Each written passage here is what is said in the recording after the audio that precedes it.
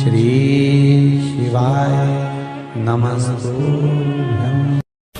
और एक विश्वास के साथ आप लोगों से कहना चाहूंगा, जितने लोग आस्था पर कथा सुन रहे हो, जितने फेसबुक यूट्यूब पर सुन रहे हो, और जितने लोग मालेगांव की ये पवित्र भूमि पर बैठकर कथा सुन रहे हो, एक दिल से कहूं आप लोगों से, आप स्वीकार करिएगा, दुख की घड़ी में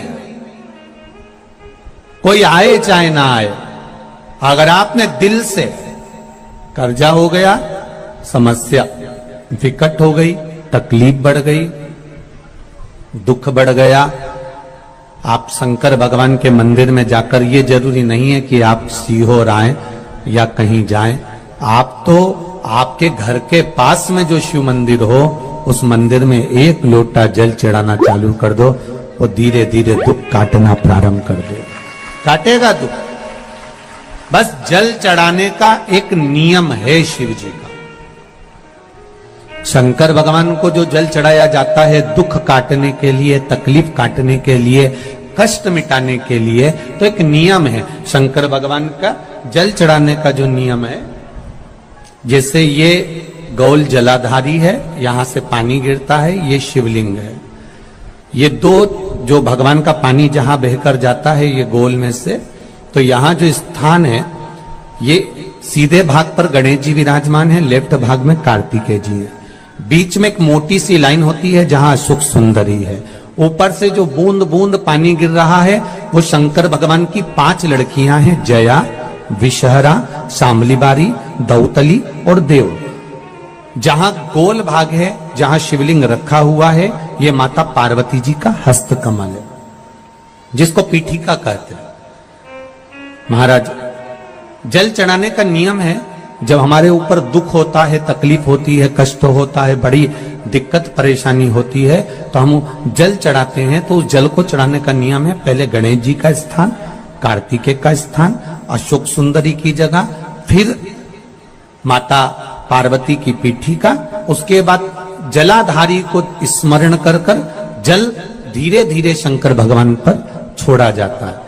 जब धीरे धीरे शिव जी पर जल चढ़ाएं, उसके बाद में आप अपने मन की कामना जब जल चढ़ाते जाएं और बाबा से कहते जाएं, बाबा, रोज कामना कहने की जरूरत नहीं है, एक बार आप कामना करो और उसके बाद जल चढ़ाना प्रारंभ करो, और उसको कहना जरूर, तेरे दरबार से कोई खाली नहीं गया मेरे शंभू, मैं नहीं जानती, मैं तो इतना जानती हूं कि कंकर शंकर है और तू सुनता जरूर है। ब्रह्मा ब्रह्म लोक में है, भगवान विष्णु वैकुंठ लोक में है, पर मृत्यु लोक में मेरा देव अधिदेव महादेव है, मेरी सुनेगा जरूर। और बाबा से विनय कर कर आप आइए। जल चढ़ाने का नियम, अगर दुख है, तकलीफ है, कष्ट है, तो ऐसे चढ़ा दो, और अगर मन कर रहा है डायरेक्ट शिव जी पे चढ़ाना हो तो तुम्हारी मर्जी, उसमें कोई मना नहीं।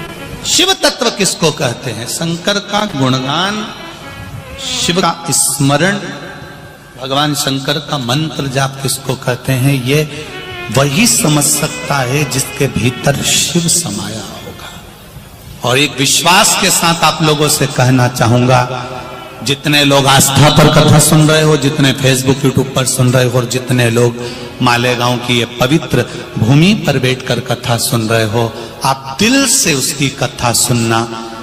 इस वाणी का, इस व्यासपीठ का एक शब्द हो सकता है, हॉस्पिटल में पड़ा हुआ कोई व्यक्ति, कर्जे में डूबा हुआ कोई व्यक्ति, गलत व्यसन में पड़ा हुआ कोई व्यक्ति को आपके द्वारा निकली हुई वाणी से भी बाहर निकाल सकता है। जैसे उस मां को कहा किसी ने, सीहोर वाला महाराज कहता है, एक बार चले तो जा शंकर जी के मंदिर में, उसने पत्र भी लिखा।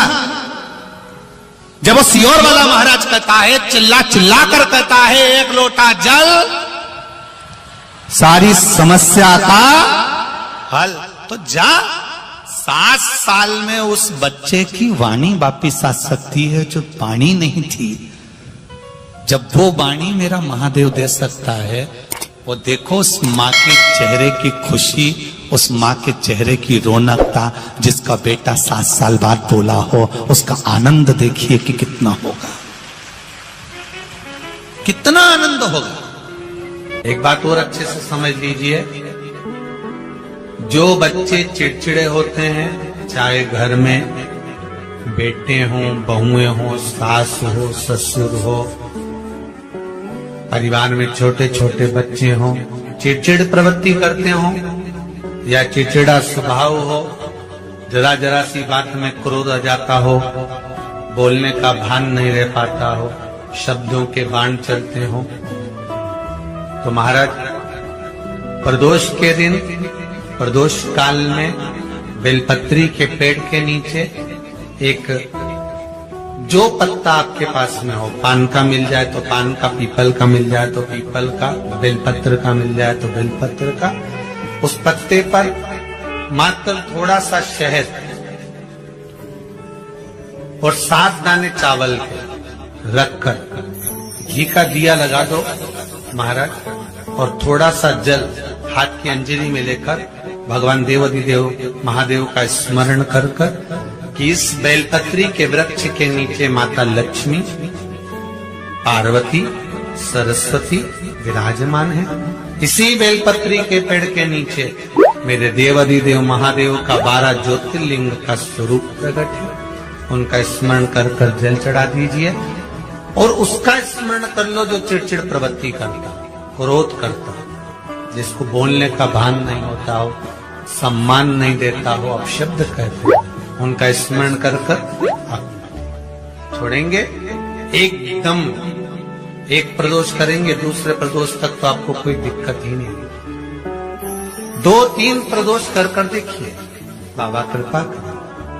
3 जगह पर अगर कोई बीमारी ऐसी हो गई कि वो समाप्त नहीं हो रही, बड़ी बड़ी तकलीफ, मतलब एक बार दवाई अगर चालू हो गई तो दवाई बंद ही नहीं हो रही है, तो उसके लिए आपको 3 जगह पर जल चढ़ाना प्रारंभ कर दो। मात्र 1 हफ्ते से ज्यादा चढ़ाना भी नहीं पड़ेगा।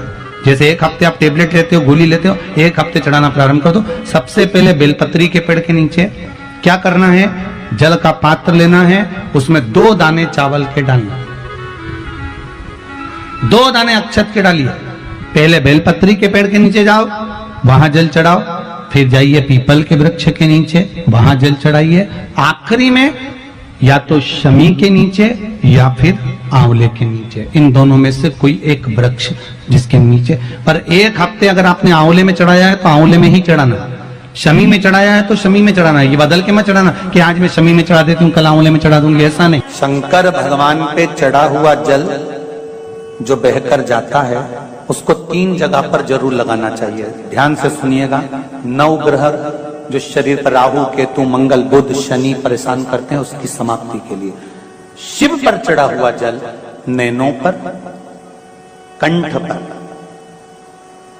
मस्तिष्क पर, 3 जगह पर, जिसके प्रतिदिन शिव पर चढ़ा हुआ जल लगता है उसको कभी 9 ग्रह परेशान नहीं कर सकते।